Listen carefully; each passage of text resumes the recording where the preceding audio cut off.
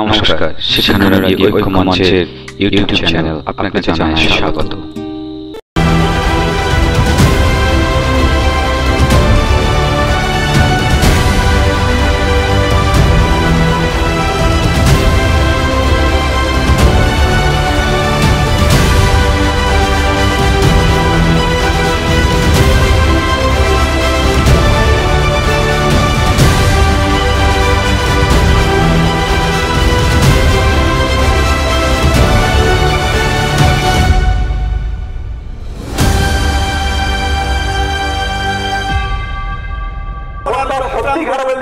আপনারাও নিরাপদ নন, মনে করবেন না যে আপনারা নিরাপদ আছেন। আপনারাও নিরাপদ নন, আপনাদের উপরে মাঝে মাঝে আক্রমণের ঘটনা ঘটে এবং ভবিষ্যতেও পারবে।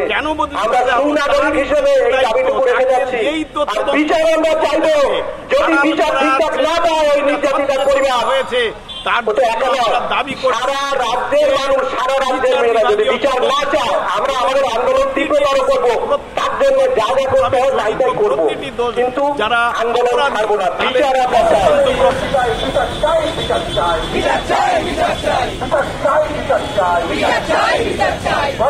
কেননা এদের নিরাপত্তা থাকবে না, মুক্ত এবং আমাদের অবাধভাবে সামনে তারা পারবে না। এই প্রশাসন 10 লক্ষ টাকা আজ আমরা এইখানে এসে দাঁড়িয়েছি। এই দুর্নীতি, এই ব্যভিচার, এই অপরাধকে আড়াল করার প্রচেষ্টা, এই অন্যায় আচরণ যেন আজ থেকে এখানেই বন্ধ হয়।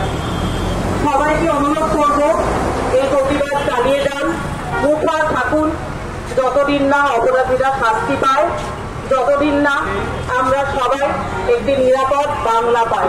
ধন্যবাদ। জড়িয়ে না থাকতে তাহলে প্রশাসন কেন আড়াল করতে চাইছে? কাকে আড়াল করতে চাইছে প্রশাসন? আজকে গত শনিবার যখন অন্যান্য মেডিকেল কলেজ কলকাতা SSK ছাত্রছাত্রীরা মিছিল করে গেছিল, তাদেরকে পুলিশ মেরে বার করে দিয়েছে, বলছে ঢুকতে দেব না।